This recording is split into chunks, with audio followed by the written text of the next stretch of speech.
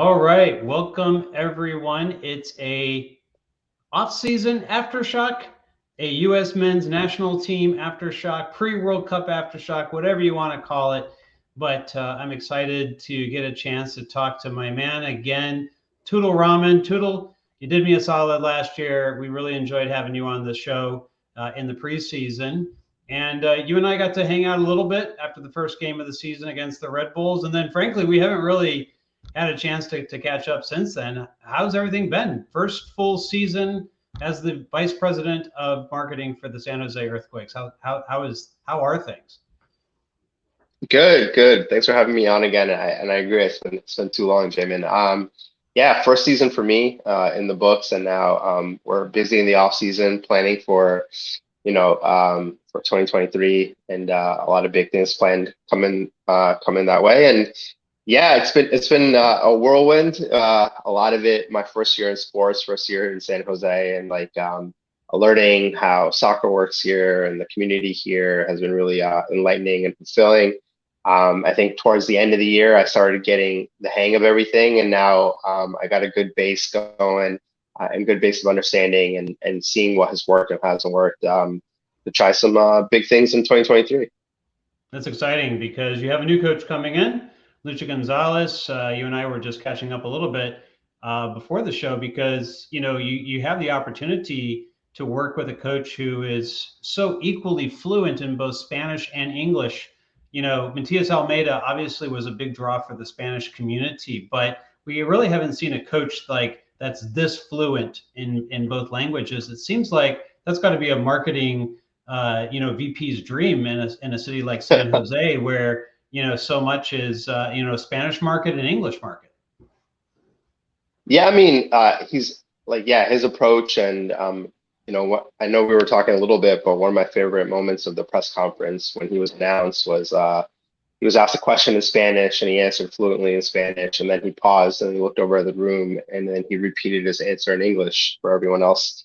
I think it's just very representative and of San Jose and the Bay Area in whole, right? It's one of the most diverse areas in the country, and I think the way he handles himself and his approach to things is very representative of this area.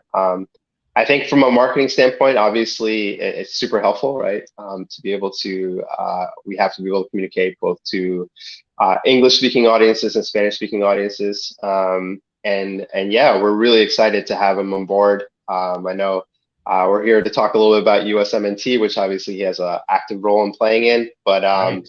yeah, as soon as the World Cup's over, we're super excited to have him here in San Jose and getting ready for the 2023 season. This is a confluence of a lot of things, quite honestly, because you mentioned Lucci is with the U.S. men's national team right now. We're here to talk about the U.S. men's national team, and for multiple reasons. So first, for those who don't know, I followed you on Twitter way back when because you were for me the most trusted voice about the men's national team that was out there in Twitter.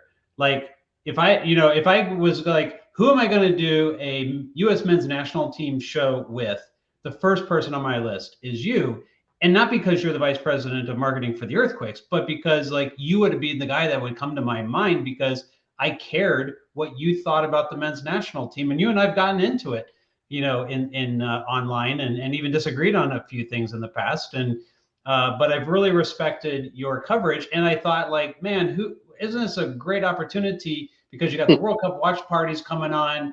We're going to talk about that for sure as well. And you put out a great thread. You're like, this is our team. Whatever you thought coming in, whatever your opinion was of who should be on this roster, here's who it is. Let's support these guys. And I'm like, man, we got to get on and we got to talk about the men's national team. So thank you for doing this. Super excited about it. I'm going to help both of us out because I don't know about you, but my memory at my age is going to be pretty shoddy. So I created a bit of a couple of visual aids here for us to be able to get going. But you ready to dive in and talk about the roster? Love to. Let's do it. All right, let's do it. Okay, so let's bring this up right here. Let me figure out the best way to do this. Hopefully that's readable to everyone. We've got 3 goalkeepers. We've got, what is that? 8 defenders, 9 defenders, 9 defenders. 7 midfielders, and looks like 7 forwards, if I got all that right. I'm going to hide your name if that's okay. Everyone, make sure you go follow Tutul at Tutul is my name on Twitter. So let me just do this, and I'll make it just things a little bit easier for us to read. And I need to get the right thing, which is not where I want it to be. Okay, we're just going to go like this. We're just going to kind of take that off for the moment. We're live with StreamYard. Well, not really. Okay, we'll just take it off. Okay, so let's talk about the forwards, that are selected here. I take a look at this list. There's definitely a couple names that are missing, and we'll get into the snubs here in just a little bit. But I take a look at this list, and I feel like this selection here is done for maybe matchup specific reasons. Who do you want to play against particular teams? Because the way you're going to face England is going to be very different than the way you're going to face Iran and even Wales, right? So when you looked at this set of forwards, what was it that came through your head? It's like for me, if we think about first and foremost, like how the U.S. has played, there's definitely been a style, right, in terms of approach that we've seen from the team.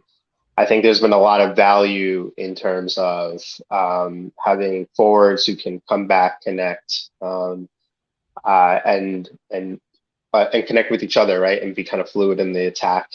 We've seen that work sometimes, and we've seen that not work. And I think we've also seen certain players in the pool that I think have succeeded in the forward line in being a lot more direct, right? I think Tim Weah, when he's been healthy and playing, he is not afraid to play way more direct down the line, down the wing, and he's been, I think, one of the most successful players in the pool in the last few years, right? I think Jordan Morris, to a certain degree, has been similar in that approach, right? So I think what stood out to me, at least on the players selected, is that we have variety and not just one way of playing. And I think that might have been what was going through the people who were selecting on it. So for me, you have players who love to connect. So I think Gio Reyna is a type of player who is super talented, super skillful on the ball, can connect with other players really well. You have players like Tim Weah who can be really direct at times, and I think there's a good mix of those two types of attackers. Where I think, given the situation and given the opponents, like you mentioned, Jamin, I think the team has flexibility, right? So to me, that's at a very macro level. What I see in the roster is like flexibility in the approach, and having different players who offer different things, right? I know the biggest kind of maybe surprise here was Haji, and I think if you listen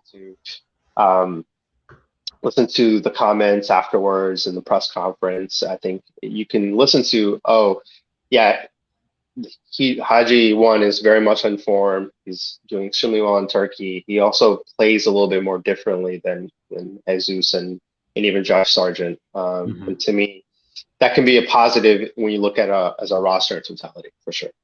You talked about a player who can kind of drop in and combine, and we've seen Berhalter use Jesus Ferreira in a false nine type role.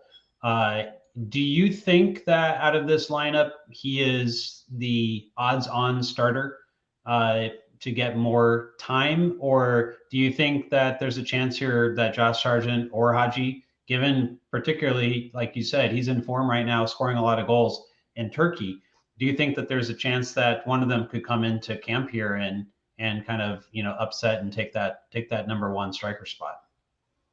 It's it feels a little wide open, right? And it feels like, depending on the game plan, you could have any of the players start, really.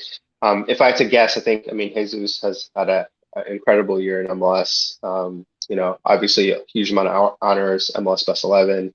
I think if you look at his totality of play, with the national team, I'm not sure what, if you looked at social media, like what people's criticism are versus what the actual results are, I think are kind of different, right? So for me, yes, I think he's definitely a player who loves to connect and drop in. And I really like his style of play, to be honest.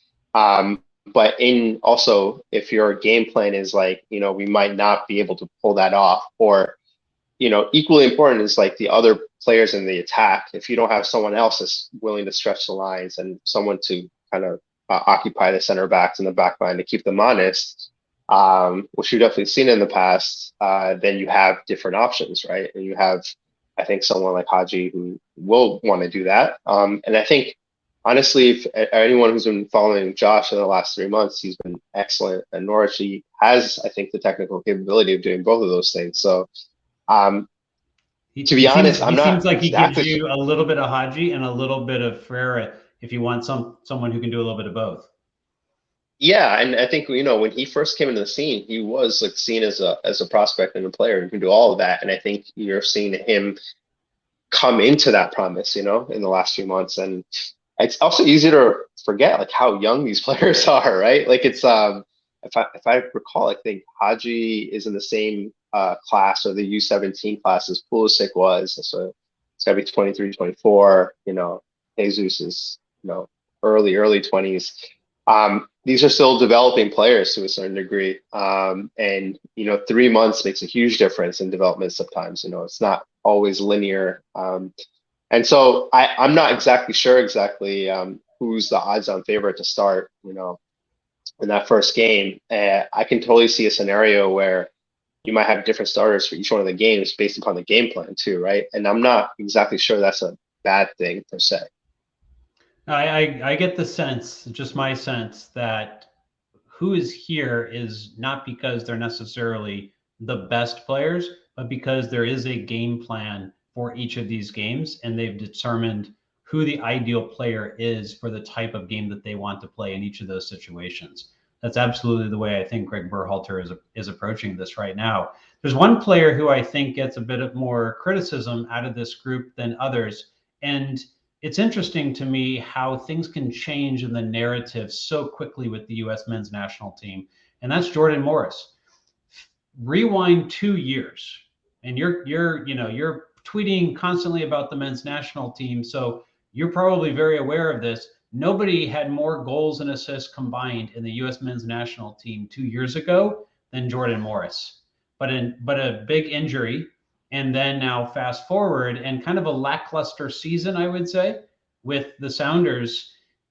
Is it interesting to you that Morris is picked, and is this probably because of the factors that we mentioned about how Berhalter envisions this tournament potentially going at least in this opening round? Yeah, I mean, I'm glad you pointed out 2 years ago and how good he was, right? He was really, really good for the national team. In my mind, and this is before obviously my job here, but in my mind at that time period, he was like almost MVP caliber in the league as well before he moved to Europe and had the unfortunate injury that he had. To me, I think like, yeah, if you were to look at, again, roster at a higher level, there's probably a clear role that you have in mind with a player like Jordan, and it's about being direct and stretching the field. And so in that manner, I can totally see the reason of wanting a player like that in the roster, right? And it's a different type of player than some of the other players who didn't make the roster. And I know, like, when you're coming back from injury, it's always, you're building it back up. Where you come back from an injury, especially like the one he had, it's not always like you come back and everything is like this in day one, right? So to me, like, it'll be interesting to see how, and only obviously the people at the camp know it, but how he was, over the last few weeks in training. You have to assume he looked good, right? So, but we all know that of the talent and the capability and the productivity he can have when he's really in form and he's at the top of his game. So if he's anywhere near that, I think he's definitely an asset. Are you concerned about Pulisic coming in? Are you concerned about the amount of time he's been getting at Chelsea? Anything about his form, or are you concerned about him putting too much on his shoulders in this tournament? Yeah, or are you overall positive about Pulisic and what his potential is here? it's really interesting, right? So he's, to a certain degree, and this was a thread I posted. To a certain degree, he's like the face of the rebirth of the program, right? So he was on the field in Cuba. He was the wonder kid. I think in the past, like the American soccer program has had a habit of like putting pressure of everything on one player, two players, right? Like Dempsey and Donovan have definitely felt that, and Pulisic was definitely the next generation of that. Um, he's felt the absolute lows of the program for sure, in not qualifying, and he's definitely been at the very very early on stages, like the face of the program and the rebirth. I think what is I'm really excited about is that he doesn't necessarily have to be like the sole performer, right? There's so much talent, especially in the wings on this roster, that in any given match, if um, he doesn't score or have a direct assist, if he plays well, we could still win a game, right? So, um, but at the same point, he's still probably our most important player because of sheer talent he can bring in. In terms of like game time, obviously, you want all. As a fan, you want all your players to like be playing, right, and be in top form. But I think he's also shown like over the past year or so, like whenever there's been any sort of barrier for him of getting playing time, whether it's coming back from injury or what have you, he's been a fighter and he fights through it. So to me, I'm probably not as concerned. I know, especially with the timing of this World Cup, and I guess this is true for most World Cups. Like around this time, you're actually nervous about people playing because you don't want them to get injured right before the World Cup. So to a certain degree, like you're almost like kind of happy that he's getting minutes off the bench, but it's not like going 90 and risking injury. But I'm actually, as a fan, I'm not super concerned. I hope he has the ability to express himself and enjoy the moment. I hope he doesn't feel like all the pressure is on him and only him, and that is something that's shared within the entire team. I want to talk about. Honest, go ahead, finish that up. No, I was going to say, and honestly, I feel like he should feel like that. There's so much quality around him. I want to talk about one snub right here because I just think it's the right place to do it, which is Paul Arriola. We saw so much, and again, CONCACAF opponents, and let's call a spade here. But Paul Arriola seemed to add so much from a pressing side of things to this team that he's a player who took to social media and expressed his extreme disappointment in not being able to make this roster. Is that, do you think, an indication of the types of opponents that the U.S. is facing? And does this mean you think that we will see less pressing given the roster that was selected and the absence of a player like Arriola? Yeah, I think before answering the question, I think it's important to take the human element. I'm glad you pointed out like what he posted on Twitter. And not just this cycle, every single World Cup team has players that were hugely important in the qualifying cycle and then don't make the final roster, right? And I can't even fathom how that must feel when you go through something like that. I know Sasha Question has posted something about that as well, and I think as a fan, and you have to pause and think about that, right? These are people who are thinking about their dreams, their lifelong dreams, everything they're working towards, and to not achieve it at the very last minute must be a difficult thing to deal with. And so I'm glad you brought that up, the human side of it. And I don't know Paul Arriola as a person, but everything you read about him and his demeanor and the way he plays, I can't help but root for the guy, right? So I definitely feel for him in that manner. I don't know necessarily if it is a sight line of like, hey, we're not going to press as much. I think if you look at the roster, and I'm going to knock on wood now, but normally we don't usually have all of our players available at any given window, right? And so where Paul Arriola, I thought, has been excellent in being that pressing player for us is often when Tim Weah wasn't here, who also is very good at the press, or if Brandon Aronson wasn't playing, who's also elite at the press, right? And so I'm not exactly sure if it is a signal of playing style intent in the game plan in the next few games, versus actually we have a lot of the players that have similar qualities, and that decision is then made off of that. Well, let's get So into Brendan. Let's get into Brendan Aronson because he's the first on the list of the midfielders here.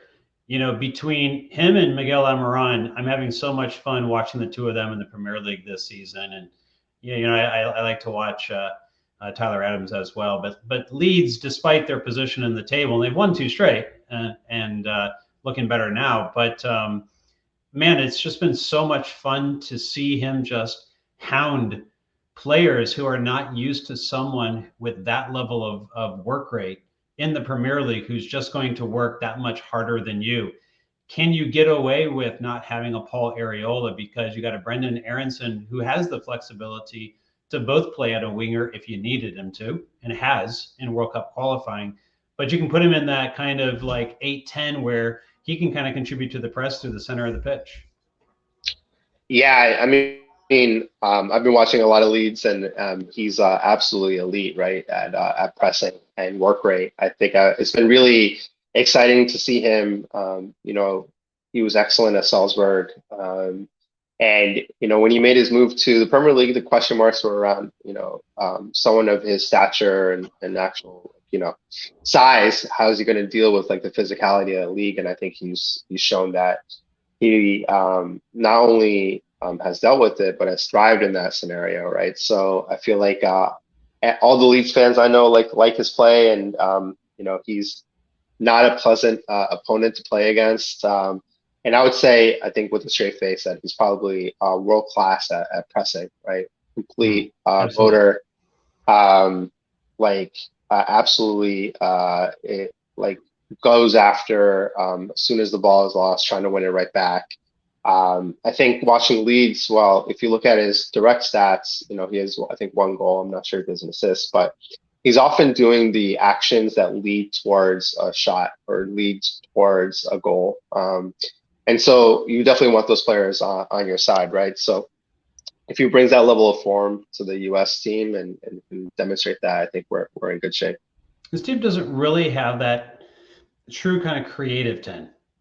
It feels like it's been missing from this particular pool, and it's really, I think, heartening to see kind of some of the players now coming in from the U side of things, including and within the Earthquakes even, that we are starting to see more natural 10s come into the pool, but they're still at this point very, very young.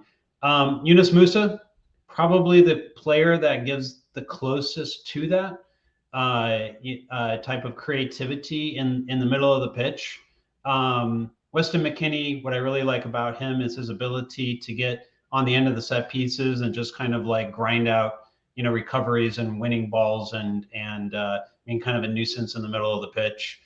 Kellen Acosta, I personally have never been a Kellen Acosta fan, but he has had some great set pieces. So there's a lot of interesting parts here. And Tyler Adams, who's been fantastic and actually become a very good ball progressor with Leeds United this year. There's a lot of like interesting parts here, and I didn't mention Christian Roldan, but he's a kind of a jack of all trades in this particular space. You know, what are your thoughts about this particular, you know, midfield group? It doesn't seem like it's their strongest midfield group that they've fielded in a World Cup, given what they've kind of had there in the past, but there's a lot of difference, I think, from what the U.S. traditionally has had in that particular group too. Yeah, I think in certain ways, it's almost like the modern football-esque, right? Whereas there's not a traditional number 10, as we maybe like a few years ago were used to, right? Like a person in the middle of the pitch who is you count on for always delivering that final pass. But I think like I'm trying to recall back, like when we've been at our best, right? How we've been able to create. A lot of it has been off transition and off counter pressing. A lot of it, has been wingers pinching in and then creating off of that, right? A lot of it has been then directness, sometimes through our fullbacks, right? So I would argue Jedi is probably one of the most important players we have in creating attack because of his threat down the wing, right? So it's non-traditional, but I do think like in certain ways it is kind of the way that the sport is headed towards in a modern way, right? You know, it's like we haven't seen that many classic number 10s in even at the highest level of club soccer in general. So, but in that mold, I think the midfield is very much determined on how well the pieces fit together, as opposed to individual pieces, right? So, I'll use Musa and Adams as an example. Like, I think those two players at their best when they're working off each other actually make each other shine better, right? So, I think Tyler, who I have a very soft spot for. I mean, obviously was a Rebels fan growing up. I remember watching him when he was just breaking out, you know. And so he's absolutely at his best when he's free to counterpress. And free to counterpress means not necessarily always sitting back in front of the center backs, but being free to actually be more up in the field to go after as soon as, you know, we lose the ball, that he's right on top of the next person.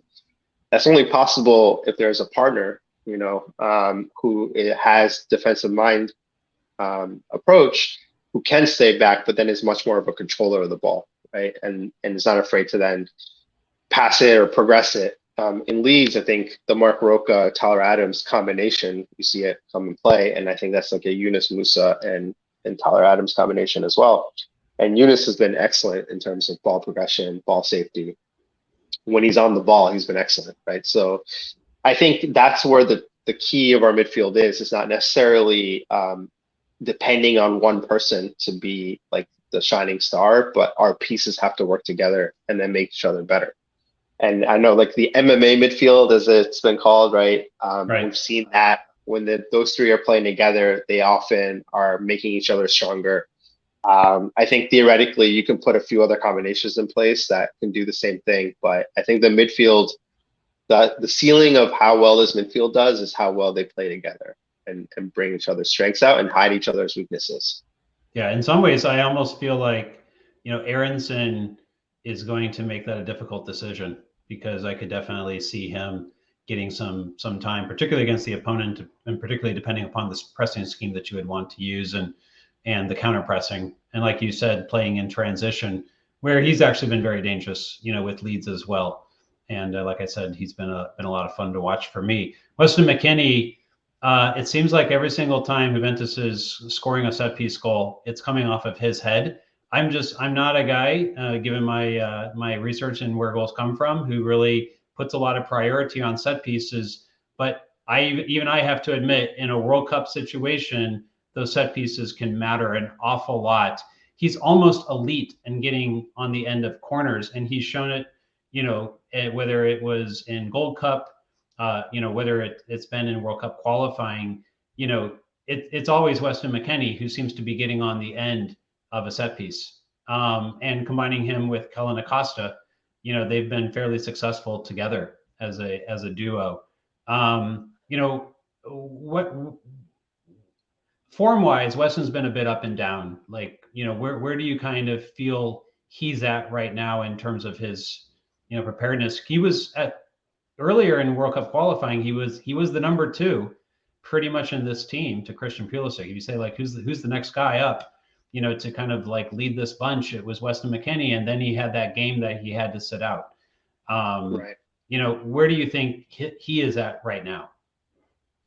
Yeah, I mean, and he's also like coming off an injury, right? Although a minor one at Juve. I mean, I think like his energy and his motor is like really important to the team. I think there's definitely been games where how he's gone is how the team's gone, right? And I think part of it is his willingness coming from midfield and attacking late and becoming that threat in the at the tail ends of runs, and he's, I think, the lead at that. He's obviously very, very good in set pieces and in the air and being dominant there. I know in a club season when you're doing like, you know, over 30 games, you know, it's not necessarily the most important way of creating chances, but definitely in a tournament format, especially in one where I think these tournaments tend to be a little bit tighter and, you know, more defensive oriented. Set pieces can be super important, and that's where he's going to be really key. I think he's also, you know, is in a squad that's this young. He is one of the leaders, right?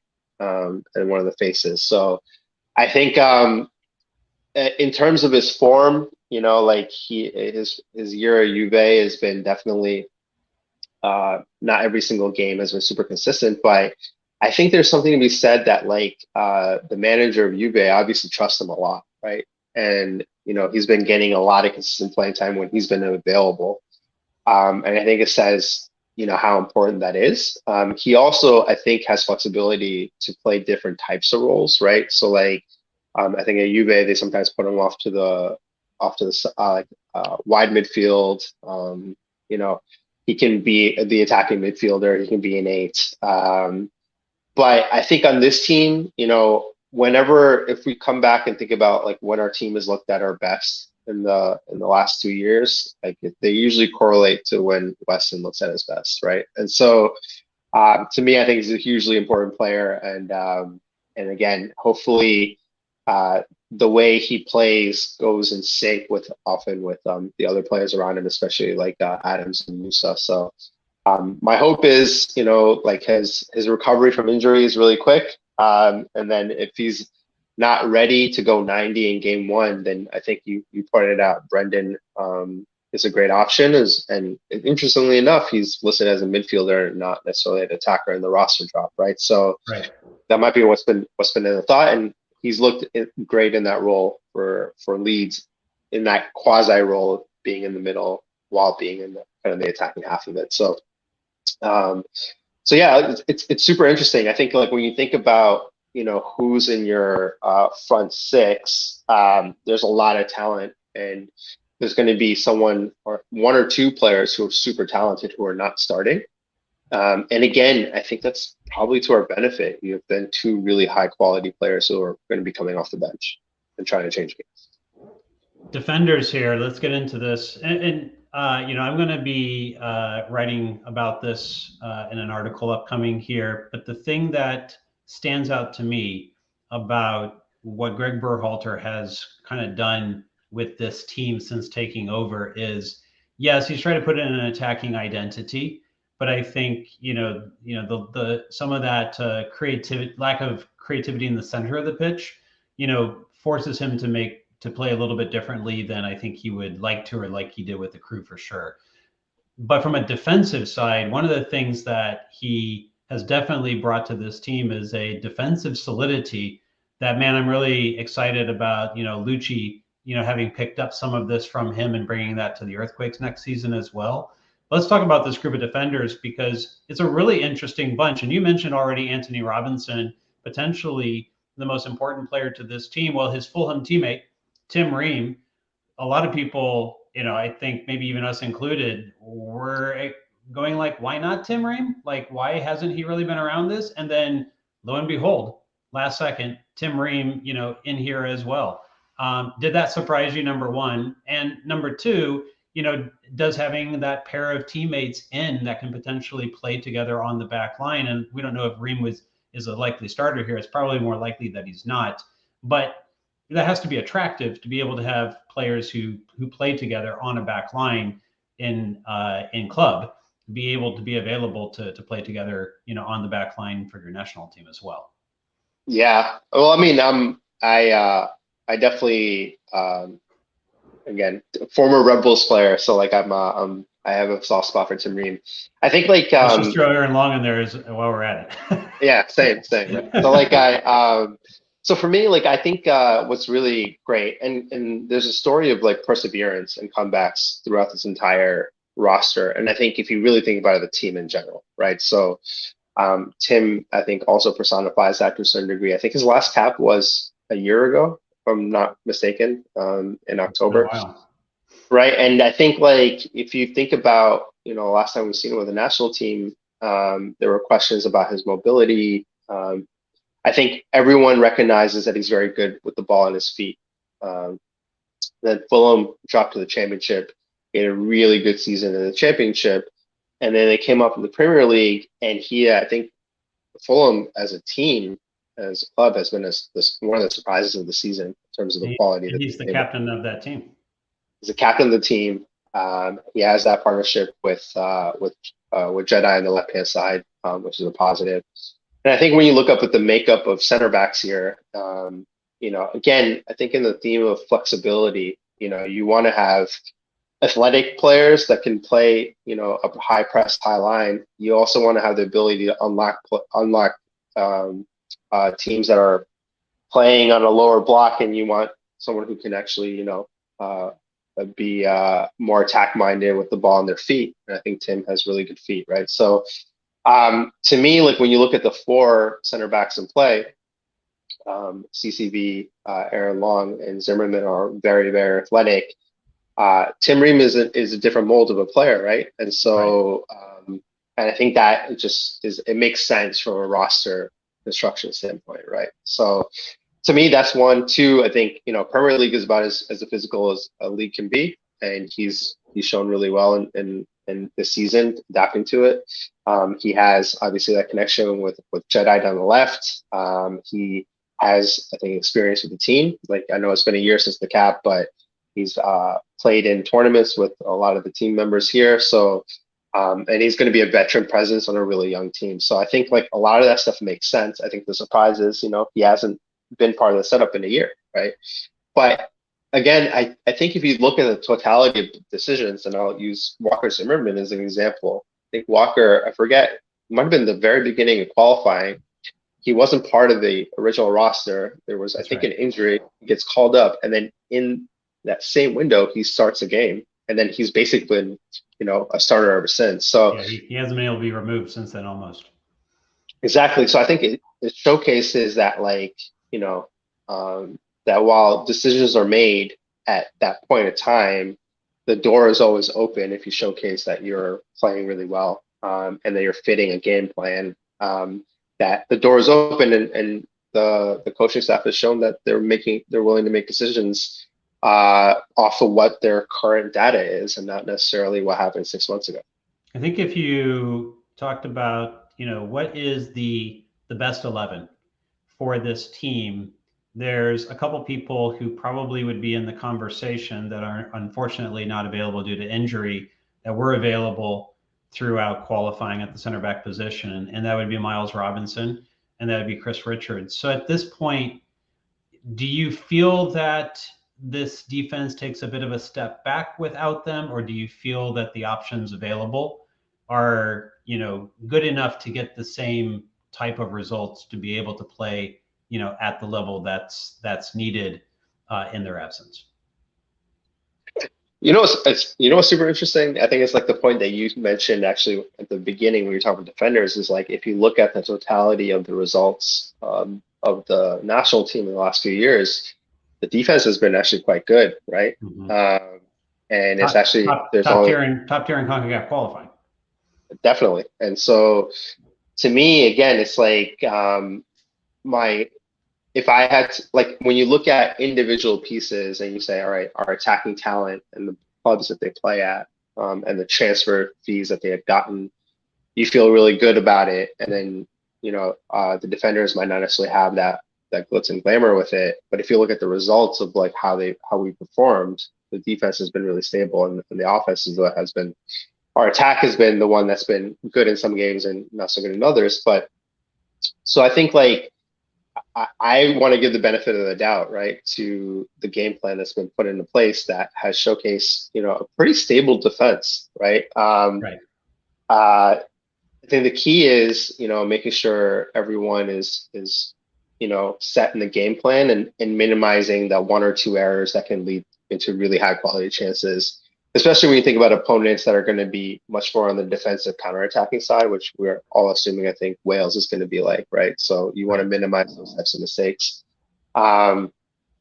So I think at a fundamental level, while like, yeah, you might say, hey, we're missing two potential starting center backs because of injury.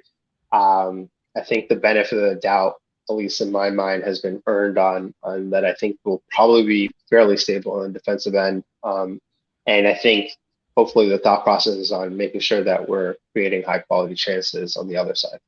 The big name out of that group that kind of gets the kind of world-class level recognition would be Serginho Dest.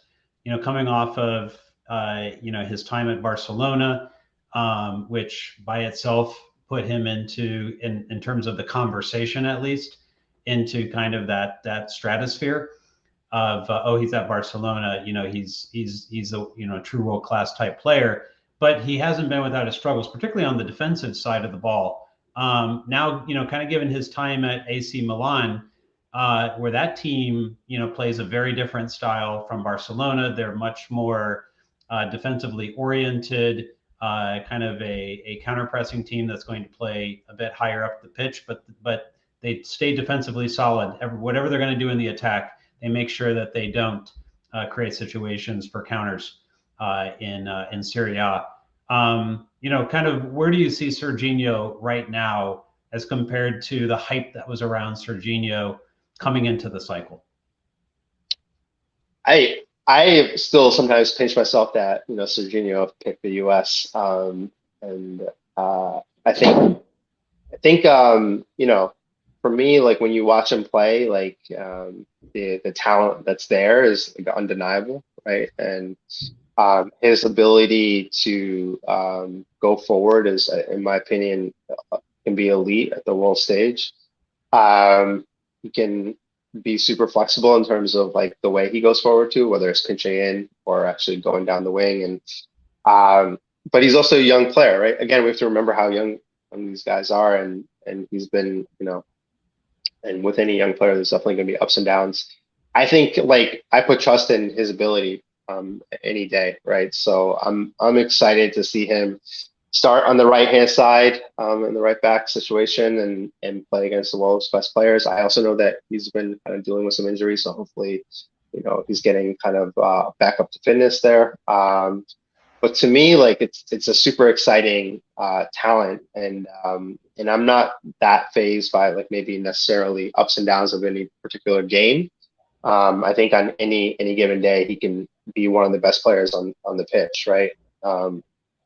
And that being said, it's a theme for me, right? Like that, in U.S. teams of past, someone of Serginho's caliber would be considered the player for the U.S. and he needs to have a great game for the U.S. to be great. There's so many players at that level, I think, on the squad that it hopefully relieves the pressure on a game-to-game basis, right? That if he's not, something happens, Joe Scally has been a starter in the Bundesliga at 19, and he can step in. So, like, if we take a step back and we look at the macro level where we are in our program, and I think we all can remember exactly where we were 4 years ago, or now it's I guess 4.5 years ago when we didn't qualify. When you look at the roster today, where we are as a program, how young this team is, or how talented this team is, and then where we were in the past, I can't help but feel optimism, right? And I know that, maybe in any given game, the result might be disappointing or the performance might not be there, but the general program and where we're headed towards, I think is super great. One final thought on the defenders here, last time you mentioned, the disappointment around 2018. Last time the U.S. was in a World Cup, there was a kid named DeAndre Yedlin. There's a lot of countries in this World Cup that still had several players on the roster back in 2014 that they are bringing to the World Cup again this year. And you look at a country like Belgium, who the U.S. played in 2014. There's the key players on that team. Most of them are still playing and will be a part of that team. When you think of the U.S., there's only one player, and that's DeAndre Yedlin. Like, where do you put DeAndre, into this conversation? Obviously, making the move, out of England and into Inter Miami, a team that did make the playoffs in Major League Soccer. But he's a player who's had quite a bit of ups and downs over the last few years. What do you think he can bring to that defensive side? I think like from a team standpoint, like having someone with experience of being on that stage before, And I think you bring up a great point. He was not just in the stage, but he was, I think, 20 years old. So he was very much in the same mindset as many of the players on the team right now, right? And He's I one would of the oldest imagine, players out here, if not the oldest. I right? have to double check. I think Tim Reed might be the oldest, but Yeah, yeah, I that's true. think Tim like Ring. he, but I think, but I think like, I think he can speak to that experience and know exactly what the rest of these younger players must be feeling, going into the stage, and he can talk about that.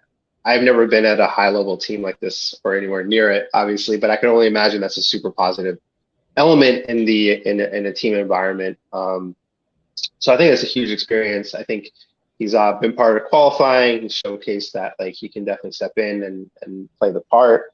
I think if you look at if you look at past history of players in a roster, and I know this one's different, right? Because you have 5 subs instead of 3. It's a little Right. bit bigger of a roster, 26 instead of 23. There's 2 major themes that you can look at, though. One is not everyone plays, and then 2 is actually where teams often get stretched is on the defensive end. Right. I think fans is you want as many attacking options. You think about bench options as being attack oriented, but in a quick 3-game kind of group stage format, like yellow cards happen, red cards happen, injuries happen really quickly, and where you see rosters get really stretched is on the defensive end. So like That's right. having kind of veteran presence and defensive covers is always I think solid. I think that's why he chose to go 5 deep, I think, in the wide back. Could also make an argument he probably could have used an extra center back just for that scenario as well. But Exactly. so to me, like I think if you take all those things into account, again, a roster pick like that makes sense. He's going to be a great veteran presence. He can speak to the experience and that experience of being someone super young on that world stage and talk to now the next generation of people who've been that. By all things that you see on, from videos and what you read about, he's a great culture presence as well on the team. We've seen him kind of perform in qualifying. And we know that defensive cover is going to be important normally in a tournament like this. So to me, it makes all sense in the world. Okay, let's get to the goalkeepers. There's a surprise here, and we'll get to that here in a bit. But let's start with Matt Turner because at least in Major League Soccer, he potentially is the best shot stopper, if not ever, at least probably in the last 10 years in this league. It's so difficult to quantify goalkeepers, but the thing that always has been true about Matt Turner is he saves the shots that he should, and he makes a lot of saves that he should not. And it's what's really kind of set him apart from other goalkeepers. And this move to Arsenal, obviously not getting the same level of playing time, but is there any doubt that he should be the number 1? Given the importance of shot stopping in this tournament? Yeah, I think like I mean, obviously there's a lot to Assuming goalkeeping, he's but healthy, of course. But I think there's a question about that. Assuming he's healthy. Yeah, assuming he's healthy, let's hope he's healthy. I think if you look at goalkeeping and shot stopping, I think while goalkeeping in general can be there's a lot of different things to it. Shot stopping is something I think you would agree is something you can get a pretty good read on using stats on it, and his stats Right. are off the charts. You could argue probably the best ever in the league, and then in MLS, and now I know he hasn't had that many minutes in Europe yet, but even in the cup competition that he's had, I think all the numbers have been still moving in that direction, right? So, and in the tournament format, where I'm trying to, if we recall 2014, where Tim Howard put up one of the all-time performances. That is extremely helpful to have, and knowing that you have someone who's like a lead at shot stopping could result in one of those games where you're kept in a game that the other team is out creating you, and then you can sneak by a goal. I mean, how many times have you seen that in a tournament setting? So to me, like Matt Turner and like his numbers and his ability in shot stopping is a huge benefit, I think, especially in the tournament format. And so I'm excited. I'm hoping he's the number 1. I know there's an injury concern, but hopefully U.S. fans are feeling really good about that. You would have to be pretty much a USMNT geek to have known who Ethan Horvath was before he won a cup for the U.S. Coming in to replace Stefan in penalty kicks. After he sustained an injury in the past year. Is he here for PKs? What is do you think the big reasoning behind getting Ethan Horvath in? Obviously, he proved himself in the situation that he got, but he hasn't had that many looks. And so, is he here on the backs of that performance? I think like that one, and I'm trying to recall exactly. He had something similar in the club world, right, where there was an injury. He came on off the bench and had like an all-time performance in the club side. I might be mistaken on that, but he's shown it multiple times, I think. I think like when you think about a potential number two keeper in a tournament format, and you have one that has showcased not just once, but multiple times on huge stages to come in off the bench cold and then be able to perform at a really high level, I think that's a huge asset, right? So listen, I'm not in anyone's mind on it, but if I'm thinking, all right, we have someone who's one of the best shot stoppers in the world as a number one. If something goes wrong, whether it's an injury or a card or something, we need someone to come off the bench, and we have trust and the team has trust in that they're going to perform really well. I think Horvath is a pretty good shout, right? Yeah, and so you get down to the number three keeper here, Sean Johnson. Obviously, the decision if Berhalter had gone with Turner, Stefan, and Horvath, I don't think anyone would have batted an eye. But he decides to give the nod to Sean Johnson as probably the number three here, and left Zach Stefan, off the roster. From your perspective, the right decision? Oh, tough to say. I mean, like the third keeper. Again, I've never been in the locker room like that, but traditionally you hear the third keeper is very much someone who's like a good person in the clubhouse, a good leader. I think if you look in the past, the third keeper is usually in that mold. I also can say Sean Johnson has been, if you look at his numbers in MLS, has been excellent in the last few years, right? Right. With NYCFC. Probably one of the more consistent, I would say, keepers year over year, because a lot of times you see a lot of with the stats, up and down from a keeper position. Exactly, and I think like both in shot stopping and then and the team plays for, right? They also like playing on the back to feet. Yeah. Mm-hmm. So to me, like he's a pretty good keeper, right? And if we were to look at this at a vacuum, right, without any kind of contextual background, I think you'd be very happy with these three keepers. I think, again, much like we talked about with Paul, you have to feel in the human element of someone who's had a huge part of the qualifying campaign not making the roster at the end of it, right? And I think it's also probably amplified a little bit based upon, I think Greg coached Zach in Columbus, and they've had a long relationship. So I can only imagine what the conversation must have been like and how difficult it must have been. So, but I think if I take a macro view as a fan, and like, am I confident in the goalkeepers that we have in the roster? Am I happy about Matt Turner? Am I happy about the three keepers that we have? I would say yes. I think I feel pretty good about it.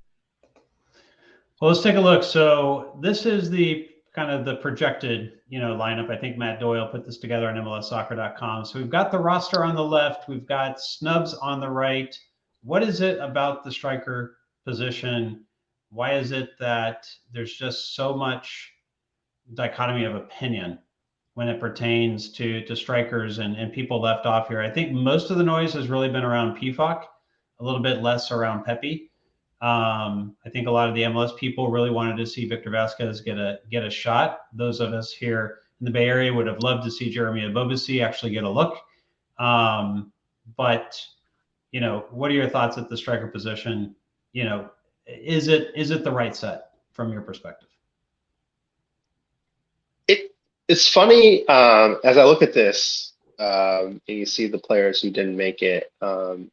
You're like, that's a really good squad, right? And it's like, again, and not to keep hankering on like the macro point of view on it. I think like as U.S. soccer in totality becomes more talented, and the roster decisions will then hopefully become more difficult, right? And you're going to have a lot more players of high quality that don't make 26s or 23s in the future as well, right? So to me, from a macro standpoint, if there's a lot of good quality American strikers, then that by definition there will be a lot of them who don't make the squad, right? And so at that level, I think you have to feel optimistic about the program. I think similarly though with the 9, right? Like no one has also throughout the qualifying cycle has said, I'm kind of like what Walker has become, right? Which is like no one can move me off the starting spot. No one has done that either, right? So which is why I think there's a lot of opinions on it, because you can make a lot of good arguments for it, right? So I think, equally what I said about, having flexibility with Haji, for example, you could make, I think, a very valid argument that instead of Haji, it could have been Brandon or it could have been Jeremy Ebobisse, who had a great season in MLS, and that could be a great change of place player. So, so to me, like, I think that's probably why there's been a lot of conversation. And to be perfectly frank, like, the bigger the fan base becomes, like, this is the conversation that most national teams have, right?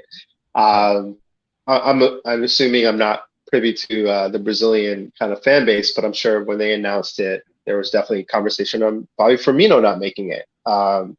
And I'm sure the person who took his spot is quite good, right, as well. So I think like for me, again, you feel for the people who were part of the qualifying that didn't make it, but I think I could see the rationale for it. Is it the right decision? I think the only way we'll find out is how things kind of pan out in the World Cup. But I definitely see the validity in the squad that's been picked. There's no real, LD this time. There's no Landon Donovan, who's just such a gravitational force that's been left off the squad. And I think part of that is the 26-man versus the 23-man. Had there been a 26-man back in 2014, LD's probably in the squad, and we don't have the conversation that we have around him not being in that squad. Here, sure. feels like we don't quite have a player of that kind of gravity. If there was one out of that snub list, that if it was a 27-man roster and you could add, who's the person you're going with? Ooh, good question. Let's see. I'm looking at that list, and I'm trying not to say Tolkien for my Red Bull side, but I think I would say I'm probably torn on. All right, my extremely logical brain probably goes to someone like Williamson, who has the same profile, I think, of a lot of our 8s that we have, and having a little bit of coverage there from a depth perspective might have been helpful. If not him, then I would say I think more from an emotional standpoint, probably Pepe. I think like, one of the things that I know is super important, especially in this past year, from a fan base, and especially spending a lot of time with the younger fans and younger soccer players, is like seeing players who you recognize and you see yourself in, and create that connection, and then seeing them succeed. And I feel like Pepe, there's a huge portion of the population, not just here in San Jose, but across the country, of kids who play soccer that see themselves in a player like Pepe. And I think from an emotional standpoint, it would have been awesome to see him make the World Cup roster, because I know how much that can mean to a lot of people. So that's probably my 2 answers. I think from a purely logical standpoint, someone like Williamson, or a player in that mold for midfield coverage. From an emotional standpoint, probably a player like Pepe. We are an hour into this already. The time has flown. I really enjoy this. I've got a lot of questions that have been given to me by the patrons in the Quakes Epicenter Slack. Can you stick around for a little bit more and go through those? And then we want to talk also about the World Cup watch parties too. Of course. All right, let's hit them.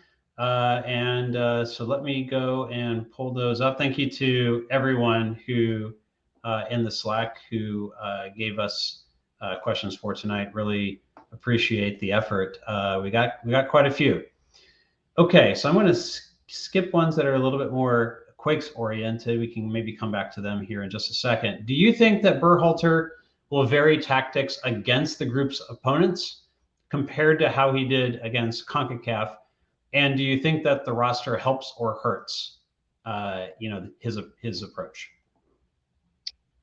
Is the question like, will he vary his tactics? I think there's a sense that he didn't vary tactics that much during qualifying.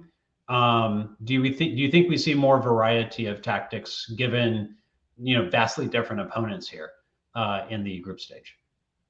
I mean, the again, as a fan, I think when I think about his approach in tournaments, I think you've seen varying tactics at times, right? So, like, let's think through like Gold Cup tournament and Nation League.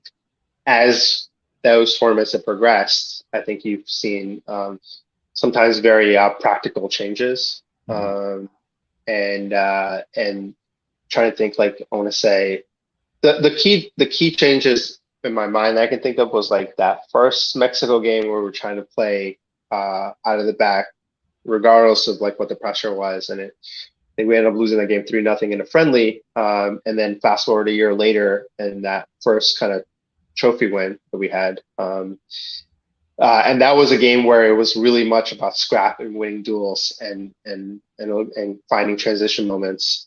Two really different types of games, and I think to me, if you see like how he's coached through tournaments, you have seen kind of flexibility, and if you see the roster choices that he's made, I think it points to flexibility. So my gut tells me that you'll see varying different approaches as the tournament progresses. That'd be my guess. So who do you think on this roster is going to have an unexpectedly good World Cup? So I guess, let's not pick one of the players that come to mind. Who is it that is not the first, 5, 6, 7 names that jump out from this roster that you think is going to show themselves good at the World Cup, maybe all of a sudden be in the conversation for a big money transfer? Right. I think whenever that question is asked, is Yunus Musa, but I'm assuming you can't. You're barring that answer, right? Like a little bit. Yeah, I think he's got places he can still go, right? So maybe for sure. I think that's a good shout. Yeah, I think he's probably the most set up, right, in terms of plays in Valencia, has been starting. Obviously is known in England. He, I think, was the captain of one of their youth teams, and I think if he shows really well, he's, I think, set up for a big move. If he's not already set up for a big move, being a 19-year-old starter in La Liga, I think this needs that.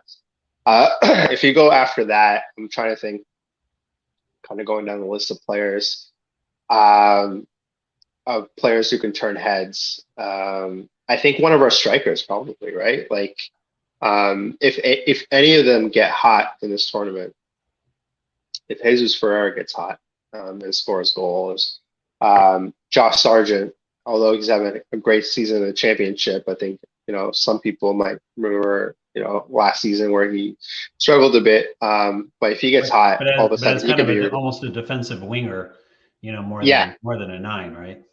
Exactly right. So like if he gets hot and he's showcasing, all the talents that he has and puts a few goals in, I think one of those strikers getting hot could really change their career paths, moving forward. Matt asks, does Roldan see the field in this tournament? And one of the reasons he's asking that is because in your thread, he said that you didn't mention anything specifically soccer skill related about him, like you did other. Roldan is like an excellent player, right? I feel like I think he's just I call him before the jack of all trades of the midfield. Like I think you could kind of just plug him into any situation, and he may not be your best player, but he's serviceable in almost anything you could ask him to do. Yeah, I mean, Seattle just won CONCACAF Champions League, and I think you could argue he was probably the best player that they had throughout the entire tournament. I think he was the most consistent player for sure. Yeah. Right. So I feel like he's an excellent player. But I think on top of what he brings on the table, and I'm not sure how many minutes he's going to see. Like I think a 26-man roster is always going to be tough to tell. Right. You can see him come in late minutes. We're up and we're trying to get a defensive, veteran presence or what have you. But I think like what's been very well documented is his presence. From a leadership standpoint, I think Weston McKennie called him the best teammate he's ever had. And I know how important that is in team building and roster building. So that's why I highlighted it. But by no means did I mean to not point out that he's a very, very, very good soccer player. And all you could do is watch Seattle play. And even this year, with CCL, like he can be on any given day like one of the best players on the pitch. So, but how many minutes he says, I'm not quite sure. He feels to me like a player who kind of plays to the caliber of the people around him. I think if he plays with better players, I think he plays better. Or players that are more confident, I think his confidence, is kind of tied into some of those things. I'm going to stick with the World Cup questions for now, and we'll kind of come back to a couple other questions here. What excites you the most about this particular squad going into the World Cup, and what concerns you the most? I think the most exciting and the most concerning is the general youth that they have. So like, I don't, with any young players or young teams, you might not have consistent performances game to game. I will say the actual most exciting thing is like when this team has shown when their backs is against the wall, they've been able to really respond in a big way. Right. And I would argue in the tournament setting, that's been when they've been at their best. So for me, like that's what's super exciting. The concerning thing is like anytime, and this is probably the marketer side of me, I would imagine this U.S. England game is probably going to break a lot of viewership records in the States. It's on Black Friday. It's, here in Pacific time, it's 11 a.m. In Eastern, it's 2 p.m. I think all things point at a huge audience here and an opportunity for people who don't normally check in on soccer to look at this team, right? And so the excitement of like that team, I think, is talented enough, and on any given day could give England a whole bunch of problems, and come out with even a win. But they're also young, and they can be inconsistent, and it could not go their way. And the takeaway from a country could be like, oh, this team's not that good, right? So I think that's the flip side of this format, and also the youngness of the team. Yeah, you want to show well when you got the most eyes on the team for sure, but it's the toughest, potentially the toughest game on paper anyway. Yeah. How much rotation do you think we will see between these games, considering the fitness issues with the lack of the break between the club season, World Cup, and also I saw an injury report. It feels like almost everyone on this squad has had a knock in the past few months of some type. So let me throw kind of the injury question on there as well. Do we see more rotation because a lot of these players have been dealing with injuries? Or do you think it's largely like whatever rotation we get is strictly going to be based upon the opponent? I think World Cup and tournaments like this, like you get more rotation than you always think you do, right? Like I feel like people in their minds think of rotation as like just tactical changes. I just feel like whenever you're playing games in that quick of a manner, and I want to say it's the first game is on the 21st and the second game is on the 25th. So it's every 4 days you're playing a game. You're going to get much more rotation than you think, right? So I would imagine, I think the last World Cup, if I remember, 18 or 19 players played. So out of the 21 field players, I think you're going to have something similar like that, even more so. So like, you're probably going 20 players deep easily in there. That could be a few minutes, or that could be like, shoot, if someone's in yellow card accumulation, and in that third game, you're going into like your depth in a really big way. But I just, we've been in quite a few World Cup cycles before, and I know that by game 3, you're not always having to be able to select all the players that you think you should be able to select. Right. You can have a great plan coming in, but no plan survives first contact with the enemy. Favorite national team memory? I think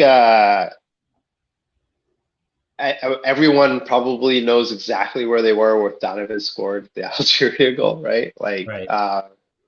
so for me, that's probably one. And I think it's one that's shared by everyone. I think selfishly, I traveled in South Africa for the Confederations Cup with my brother, and I hopped around, watched all the games there. So that one I think will always hold a special place in my heart. And that 2019 is probably my favorite US team of all time. So I think the Spain game, out the door, you know, turning his defender, scoring a goal, and beating probably the best national team in history, right? In terms of like how many games in a row they went undefeated, and getting that win. I think it really put us in a on a map that we weren't on before.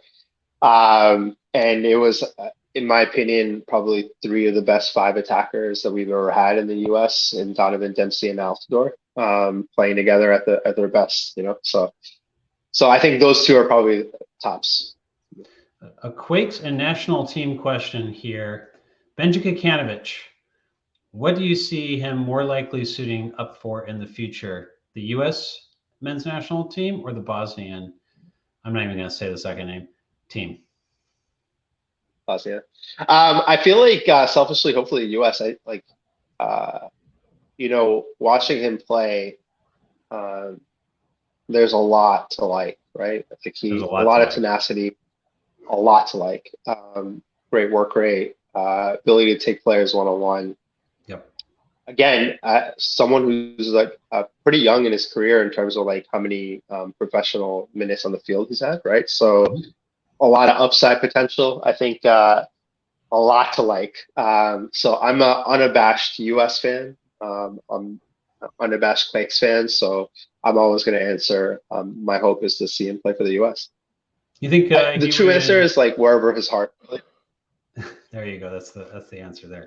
But do you think that's the real answer. More likely maybe to see him come in a squad for like a Nations League, or maybe like a group stage Nations League, or do you think a Gold Cup roster? Do you think there's a decent chance on that in the next year or two for him?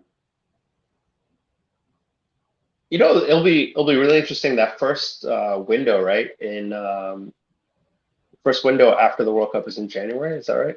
Like usually, I think there's like friendlies already lined up. I think that's right. That to me will be a very interesting camp, right? And so that's when you tend to look for potential in, right?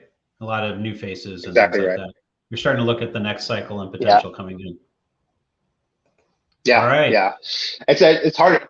Yeah, I was gonna say it's always hard to predict the future, but to me, like those January camps are super exciting because you get a window and like potential in the future.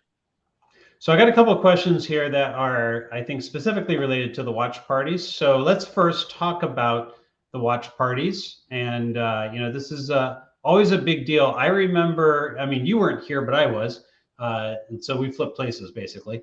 For the World Cup watch parties that were at PayPal Park, formerly Avaya back then, for the last World Cup cycle, like it was crazy. Those watch parties would get packed, and they would have to move fans up into the stadium seats to be able to see the scoreboard from the other side. They had to even turn the scoreboard on the other side because they didn't even have that side of the video, ready to go. Because I think it was, if I remember right, the Germany-Mexico game just got like so crazy that you filled up like half the stadium in addition to the seating area behind the scoreboard for those watch parties. So this is a very popular thing the last time around. Your first time kind of coordinating this, talk us through the choice to do it at San Pedro Square versus doing it in the stadium, and kind of what the whole plan around the watch parties are, what the schedule kind of looks like, and what things fans can look forward to. Yeah, I think we're obviously very excited about it. I think the World Cup as an event in totality is an opportunity. I think I think I mentioned this in the first time we chatted. Like soccer at its best is a place of belonging, and it brings people together. And I think the World Cup is like places of belonging and people coming together, all from all different backgrounds. And I think there's not really another event like it. And so providing places where and facilitating that, I think, is a great purpose and a mission that us at the Earthquakes, we have an opportunity to lead. Um, uh, PayPal Park, obviously, this time around, we're partnering with Enchant, and so the stadium is being transformed into a Christmas experience. Right. Actually, the transformation is happening right now. It is one of the most impressive build-outs I think I've ever seen in my life. The photos of the Enchanted events in general, are quite impressive. People should definitely check it out.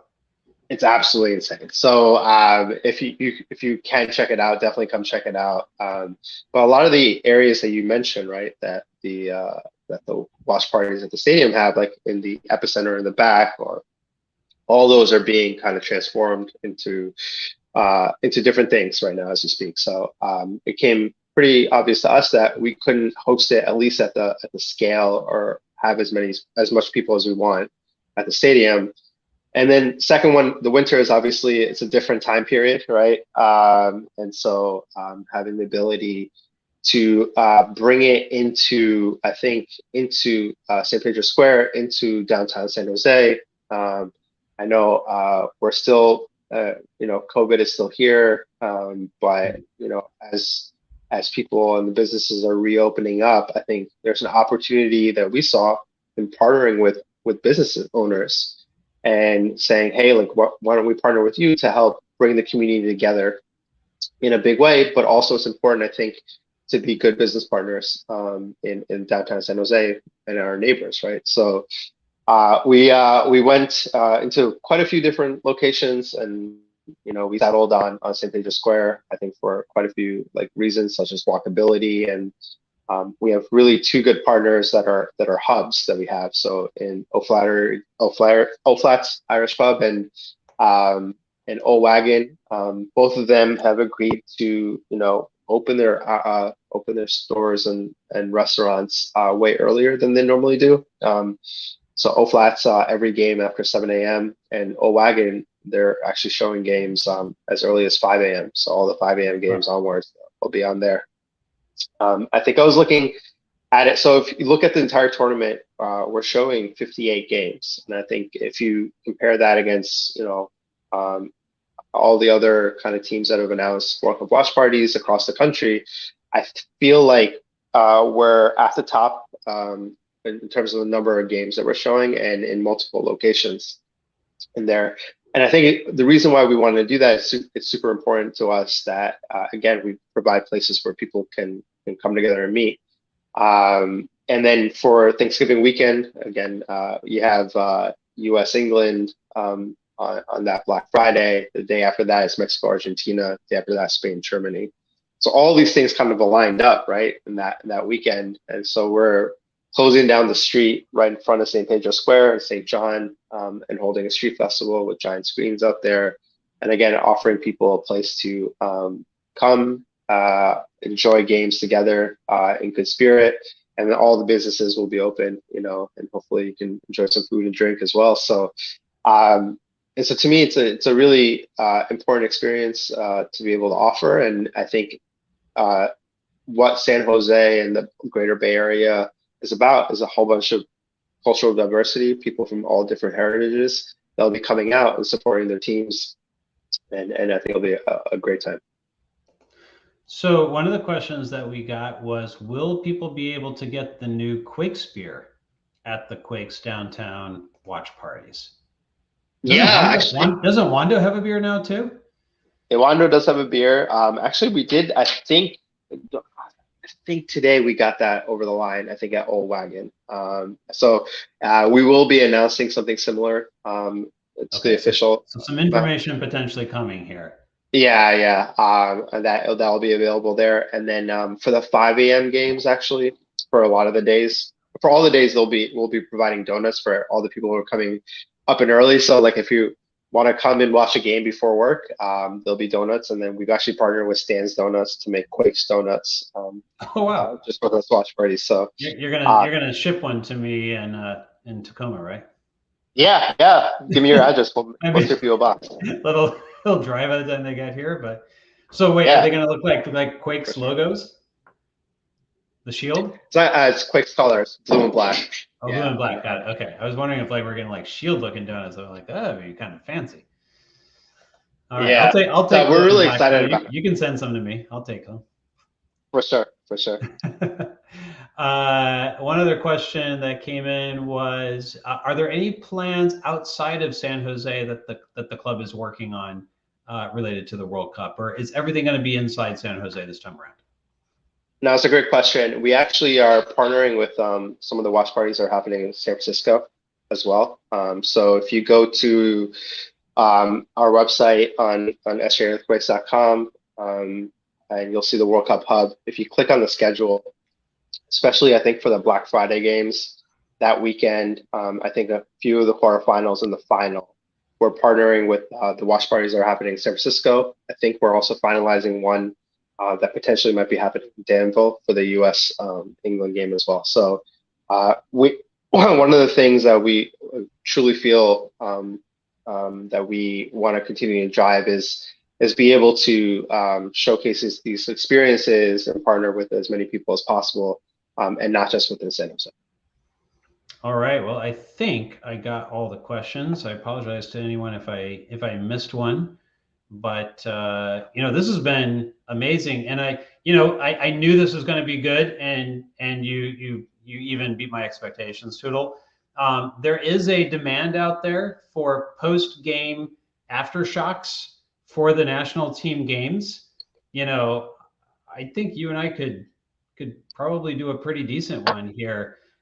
So I might have to be in contact if there's enough demand there for a post game. You think maybe you'd be interested in doing live post game aftershocks after these things? Well, give me a DM after this. I think I'll have to weigh that against, I think, running some of the events that we have. Well, that's true. You got that going on. But maybe like day after aftershocks or something. Something like that. But we'll see what we can work out. You're going to be a very busy man, but I really appreciate this. I love talking national team with you. This is fantastic, and it's always great to talk Quakes. But I know you're we don't want to get you in any trouble talking too much about the soccer side of things for the Earthquakes. So this is a pretty good second option for us, right? Yeah, I love talking. I love talking soccer in general, and I'm obviously super passionate about the national team. And like I said, I'm just excited to see our team back in the World Cup. And I'm genuinely very much excited just to shut off all my logical side of the brain and just embrace the emotional side of like rooting for the boys in blue, right? So yeah, I'm super stoked about it. It's really exciting stuff. And, Tutul, I know you're going to kill it with the watch parties and all the work that's going on there. So I'm sure the fans are very grateful for all the effort that you're putting in. Great to talk to you as always. And let me put your information up one more time here just to make sure that anyone who missed it earlier in the show knows how to get a hold of you. Tutul Rahman, @Tutul is my name on Twitter. Be sure to give him a follow. And my guess is we'll get more tweets from you now for some of the World Cup stuff than we've been getting. We'll see. We'll see how it goes. I feel like sometimes I have inspiration, and positivity I want to share. So we'll see. Yeah, I like the thread. That was really good.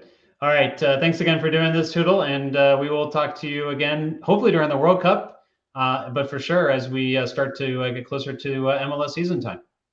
Appreciate it. Thanks, Jamin. All right. Take care. Have a good day.